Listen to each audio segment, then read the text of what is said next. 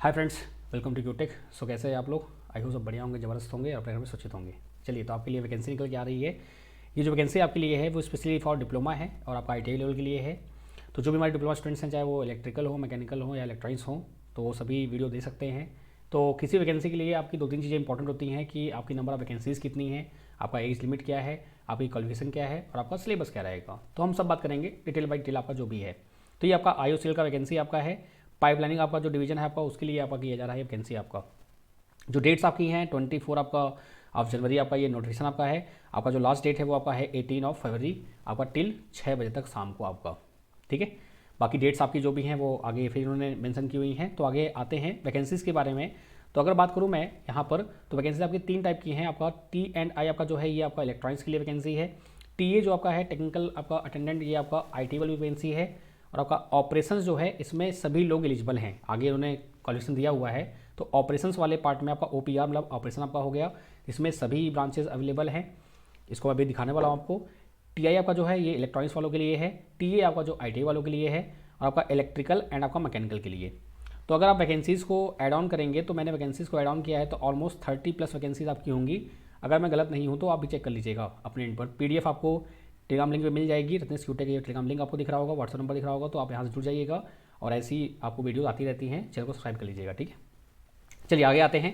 तो यहाँ मैंने सबको मार्क किया हुआ है, तो आप इसको जब ऐड करेंगे तो आपको टोटल 30+ आपको वैकेंसीज मिलेंगी ऑल ओवर इंडिया आपकी जो है, ठीक है। पंजाब, महाराष्ट्र, गुजरात सबका अलग अलग आपका डिवीजन होता है आपका वैसा। और ऐसे में और भी स्टूडेंट जो हमारे हैं जो सेलेक्टेड हुए हैं, तो बिहार हो गया, जैसे आपका राजस्थान हो गया, ऐसे में आपका, ठीक है।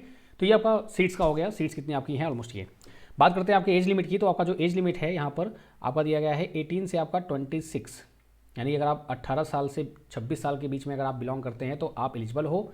और कब तक आपका 24/1 यानी 24 यानी कि 24 जनवरी 2022 तक अगर आप 26 से ऊपर हो गए हैं तो आप एलिजिबल नहीं हैं।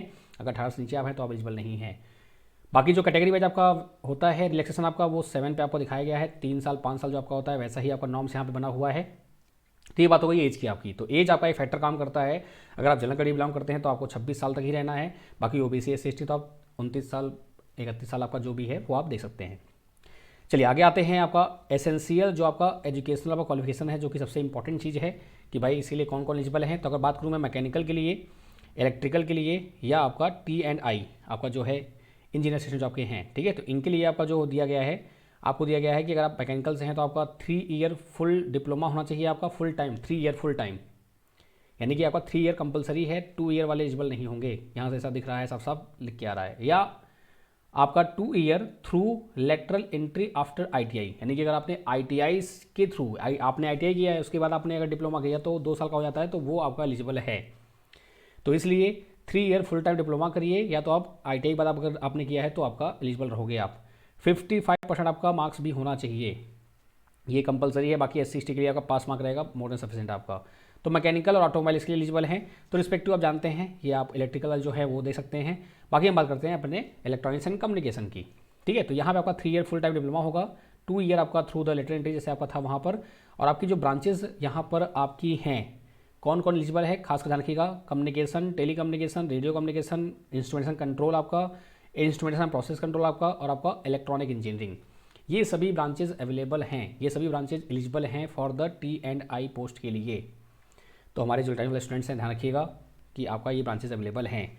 बाकी बात करते हैं ऑपरेशंस के लिए। जैसे मैंने आपसे कहा था कि आपका एक ऑपरेशन पोस्ट आपका है OPR करके, तो वहाँ पे आपका chemical, mechanical, automobile, electrical electronics, communication, telecommunication, radio, instrumentation process आपका, इलेक्ट्रॉनिक्स आपका, ये सभी ब्रांचेज आपकी वहाँ पे अवेलेबल हैं। कहने मतलब ये हुआ कि आपकी सभी ब्रांचेज जितनी भी हैं मिक्स करके आपका ये हो जाएगा ऑपरेशन के लिए। और आपने यहाँ पे देखा भी होगा, अगर आपको मैं दिखाऊँ तो यहाँ फिर से दोबारा, तो आपके लिए ये देखिए लिखा हुआ है ना, ये ऑपरेशन। तो इसमें सभी आप लोग एलिजिबल हैं जितने लोग भी हैं, ठीक है। चलिए बात करते हैं ITI वालों के लिए। तो आपका ITI वालों के लिए TA आपका है टेक्निकल, आप बोलते हैं अटेंडेंट इनको आप। ITI का जो है वो आपका ट्रेड है, NCVT आप जानते हैं, SCVT से आपका होना चाहिए। और जो ट्रेड की ड्यूरेशन है वो भी आपका यहाँ पे दिया गया है। अगर आप इलेक्ट्रीशियन, इलेक्ट्रॉनिक मैकेनिक आपका, इंस्ट्रूमेंट मैकेनिक आपका हो गया, या आपका जितने भी आपके हैं, ये कम्युनिकेशन आपका हो गया, जो भी आपके हैं ये सभी आपके 2 ईयर होने चाहिए। बस मैकेनिक डीजल को अगर आप 1 ईयर भी है तो कोई दिक्कत नहीं है, आप एलिजिबल तब भी हैं। तो ये याद रखिएगा, ITI वालों के लिए ये दिया हुआ है। आगे हम बात करते हैं तो आपका पे एंड पक्स क्या है आपका। तो पे आपका जो पे स्केल आपका है सिंपल सा बहुत ही, 25,000 से आपका 1,05,000 आपका दिया हुआ है। और फॉर द ITI स्टूडेंट्स आपका क्या है 23 से आपका 78,000 आपका अच्छा खासा अमाउंट है, आप समझ सकते हैं। IOCL भी है तो आपका DA HRA वगैरह आपको जो मिलता है वो आपको मिलता रहेगा। जो कट ऑफ डेट आपका है यानी कि आपका जो एजुकेशनल आपका जो क्वालिफिकेशन है या आपकी जो एज है उसको ये अकाउंट करेंगे 24 जनवरी 2022 तक, यानी कि 2022 तक आपका सब कुछ कंप्लीट होना चाहिए, तभी आप इस फॉर्म के लिए एलिजिबल हो। यानी कि आपका एज प्रॉपर होना चाहिए, एज आपका ओवर ना हो या अंडर हो, और दूसरा आपका जो क्वालिफिकेशन आपको बोली गई है वो आपका परफेक्ट रहे, उसमें गड़बड़ ना हो। बात करते हैं एप्लीकेशन फ़ी की, जो कि सबसे इंपॉर्टेंट चीज़ होती है आजकल के ज़माने पे, क्योंकि फ़ीस आप जानते हैं बहुत ही हाई फाई होती है, लेकिन यहाँ पे बहुत अच्छा उन्होंने किया है कि आपका 100 रुपये मात्र फीस आपकी है, ओनली 100 रुपीज़ फीस आपकी है। SC ST के लिए आपका फ़ी नहीं है, बाकी आपका जनरल OBC और DWS के लिए 100 रुपये को पे करना है आपका एग्जामिनेशन फ़ी। और आप ये देखिए काफ़ी खुश हुए होंगे, आई नो दैट, क्योंकि जनरली आप जानते हैं कि इतनी कम फीस बहुत रेयर केस आपको मिलती है आजकल। यूपी अगर आप यूपी से यही बात करेंगे तो आगे, ठीक है।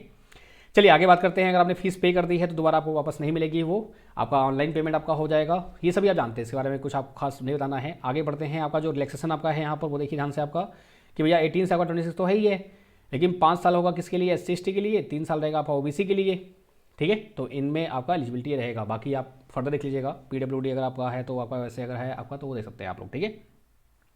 चलिए आगे आते हैं। आपका आता है सिलेक्शन मेथडोलॉजी, जो कि लिए आपके लिए इंपॉर्टेंट है।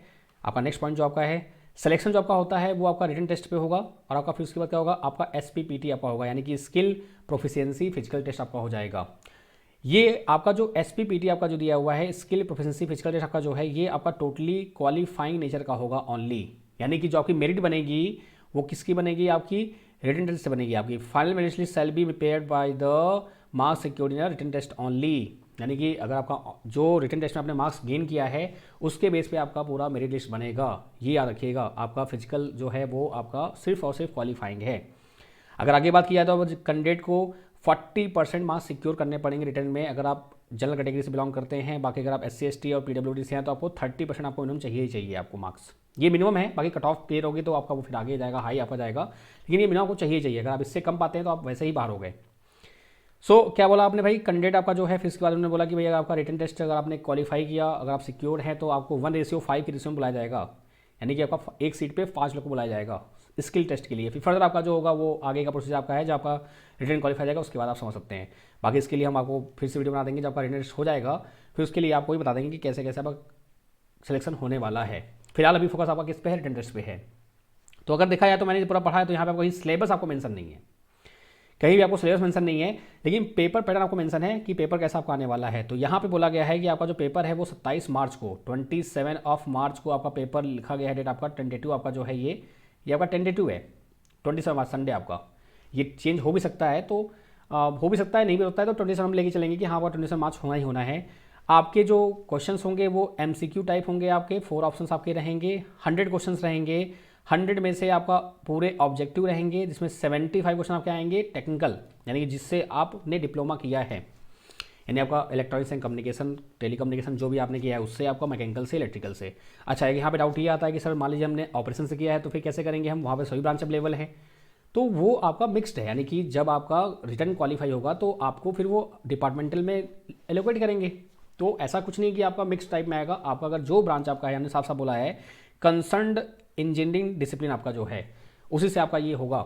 एंड 25 क्वेश्चन आपके किसके हैं, general aptitude, reasoning, general English और आपका न्यूमेरिकल एप्टीट्यूड और आपका GK, यानी कि आपका 25 नॉन टेक रहेगा, जिसमें आपका इंग्लिश, एप्टीट्यूड, रीजनिंग और आपका GK रहेगा, और आपका जो 75 है वो आपका रहेगा टेक्निकल। टोटल आपका हो गया 100 क्वेश्चन आपका, ठीक है। चलिए भैया फॉर ITI के लिए सेम आपका है, सेम फॉर ITI के लिए। अच्छा सबसे मजे बात ये है कि 6 नंबर जो आप देखिए यहाँ पर क्या लिखा है, there shall be no negative marking for the wrong answer. आपका कोई नेगेटिव मार्किंग नहीं है यहाँ पर, आप आराम से आंसर टिक करिए बिंदास, कोई टेंशन नहीं है, ठीक है। आपका जो ड्यूरेशन है वो 90 मिनट का है, यानी कि 90 मिनट में आपको 100 क्वेश्चन करने रहते हैं, जो कि आप पैटर्न आपका ऐसा ही रहता है। मैंने आपको ऑलरेडी वीडियो बनाई हुई है कि कैसे आपका पैटर्न होता है। तो आप अगर 200 क्वेश्चन है तो आपको 180 मिनट मिलेगा, अगर 150 क्वेश्चन आपको तो 120 मिलता है, आपका 90 है तो आपको 100 क्वेश्चन आपको 90 मिनट मिलेगा आपको। तो कुछ आपका ऐसा ही है, ठीक है। तो कुछ इंपॉर्टेंट पॉइंट्स यहाँ पे क्या है जो आपको जल्दी नहीं मिलता है, क्या आपका फीस 100 रुपये है, और आपका यहाँ पे नेगेटिव मार्किंग नहीं है, साफ साफ यहाँ मेंशन किया गया है कि भैया there shall be no negative marking for the wrong answer. चलिए फर्दर आगे बढ़ते हैं हम लोग।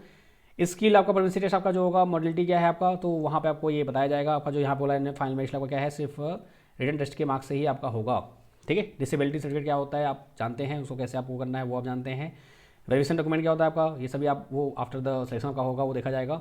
अब कुछ आपकी जनरल इंस्ट्रक्शंस दी हुई हैं, यहाँ पे उन्होंने साफ साफ लिखा हुआ है कि अगर आपका हायर अगर आपके पास डिग्री है तो आप एलिजिबल नहीं है, यानी कि आपको need not be to apply, यानी कि आपको अप्लाई करने की कोई आवश्यकता नहीं है। साफ साफ लिखा है उन्होंने, need not to apply as they have a higher qualification than prescribe आपका। तो डिग्री इंजीनियरिंग का आपका है तो आप एलिजिबल नहीं है। बीटेक अगर आप हैं तो आप अप्लाई मत करिएगा। डिप्लोमा अगर आपके पास है तो डिप्लोमा बेस पे आप अप्लाई करिएगा, वो जरूरी आपके लिए है, ठीक है। वैसे ही आईटीआई वालों को लिए दिया गया है कि आईटीआई अगर आप हैं तो आप डिप्लोमा हैं तो आप आईटीआई पोस्ट के लिए अप्लाई नहीं कर सकते हैं। आपका आईटीआई डिप्लोमा दोनों है तो आप छुपा लो कोई एक चीज़, लेकिन वैसे आप नहीं कर सकते हैं। सिंपल सा लॉजिक ये है, ठीक है। बाकी जो आपकी एलिजिबिलिटी क्राइटेरियाज हैं 24 को आपका ये कंप्लीट होना चाहिए आपका, ठीक है। और आपका 18 तक आपका चलेगा ये फॉर्म आपका। बाकी कुछ खास में आपका रहा नहीं, सब कुछ आपका सही है। बाकी जो भी रहेगा आपको बताया जाएगा, आपको अपडेट किया जाएगा टाइम पे, जो भी रहेगा इसमें जो भी आपको अपडेट मिलेंगी। So don't worry about that. And finally आपका जो डेट है मैं आपको बताता हूँ फाइनली डेट आपका कैसे क्या होने वाला है। सो वेट फॉर अ मोमेंट। आपका जो ओपनिंग आपका है 24/1 आपका ये ओपन हो चुका है। आपका ये 18/2 यानी कि 18 फरवरी तक आपका ये 6 बजे शाम तक रहेगा आपका स्टिल ओपन आपका रहेगा। एडमिट कार्ड आपका इन्होंने बोल रखा है कि आपका 14 मार्च से आप ये डाउनलोड कर सकते हैं। 27 को आपका 27 मार्च को इसका डेट दिया गया है और आपका 1 अप्रैल को आपका दिया गया है क्या इसका SPPT आपका, यानी कि बहुत फास्ट ये प्रोसेस होती है और आप ये समझ सकते हैं, ठीक है। बाकी सब कुछ आपका सेम है, कोई दिक्कत नहीं है। इन केस कुछ भी आप कमेंट्स या कुछ भी डाउट्स आपके हैं फील फ्री टू आस्क, आप आराम से पूछ सकते हैं, आपका मोस्ट वेलकम है। सो thank you so much guys. बाकी ऐसे वीडियोस के लिए और इलेक्ट्रॉनिक्स के लिए मैंने आपसे पहले बोला है वन स्टॉप सोल्यूशन आपका ये है।